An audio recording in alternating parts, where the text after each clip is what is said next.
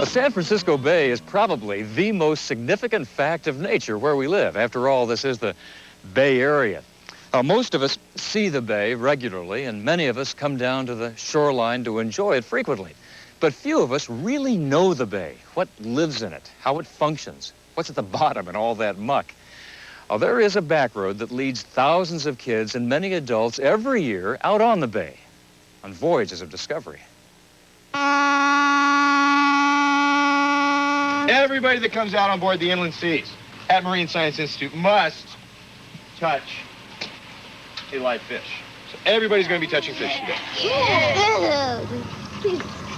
Sharks, you will be touching sharks. Yeah. Uh-oh. If we catch any bat rays, you'll be touching those as well. Yeah. You will all be touching, feeling, smelling, rubbing on your face. Mud. Don't be shy. What you're witnessing is not some secret childhood initiation rite. It's called Discovery Voyages, and it's part of the Marine Science Institute. The Institute is based in Redwood City on the peninsula, but it draws school kids from all over the Bay Area. Discovery Voyages takes kids out of the classroom and puts them onto the bay, giving them a hands-on science lesson they'll never forget. Kids have to be educated at a young age, age of 8 or so. Kids really start to developing their study habits. If you can have a higher education at the primary school level, then you'll catch kids for the rest of their lives.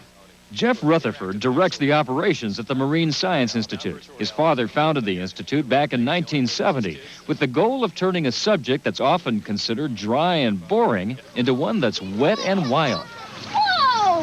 One sign of its success is the number of school teachers who took Discovery Voyages when they were kids and come back now with their students. Well, if anybody thinks back into their childhood and figure out about the one or two things that really excited them about the environment, they can always go back to a specific time. Fishing with their father, going out with their mother out into the woods, doing the walk in the woods, that type of thing. What we're trying to do here is provide for the kids that opportunity to really have an intimate contact with the environment. Are you guys ready to get dirty? Yeah! To make the experience as intimate as possible, the group is broken up into 3 teams, each with its own instructor. I joined the yellow team, the Banana Slugs, led by Tara. In the course of the voyage, we'll rotate around the ship, taking our turn casting a net and identifying the fish we catch and analyzing different bay water samples. And to people on this side of the rope, you're going to be pulling up this way or down, letting it out that way, okay? But first, we needed to scoop up some mud from the bottom of the bay. And some mud. All right. And the first thing I want you to do is touch it and feel it and smell it. You guys have breakfast yet? I can't. It smells. Of course, that was just for starters. By the time we finished getting intimate with the mud, we turned into every mother's nightmare. But don't worry, the mud is completely safe. It's the same stuff that's used for mud packs. Along with their facials, the kids learn what the mud is made of and where it comes from. So the bay gets a lot of sediment from the mountains.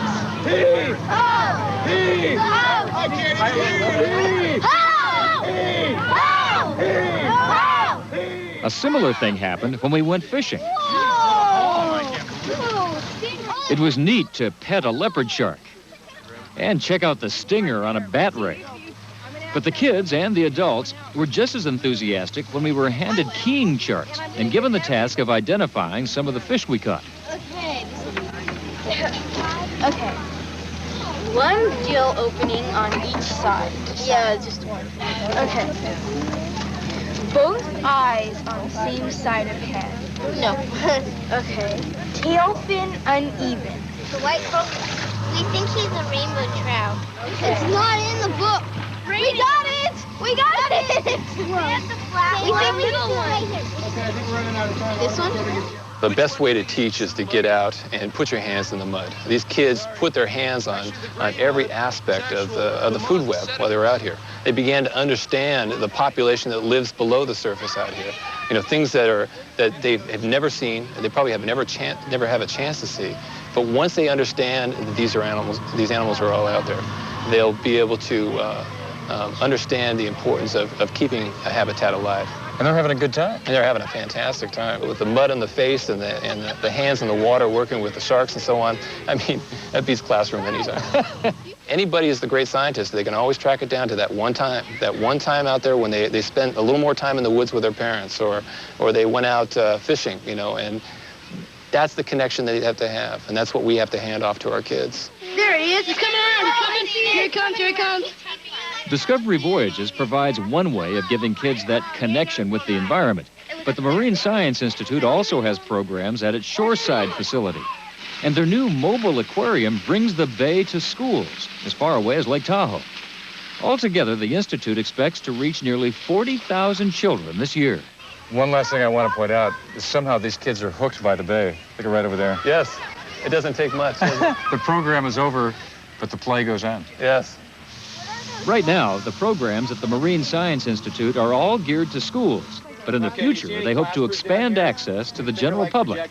For more information, call 415-364-2760.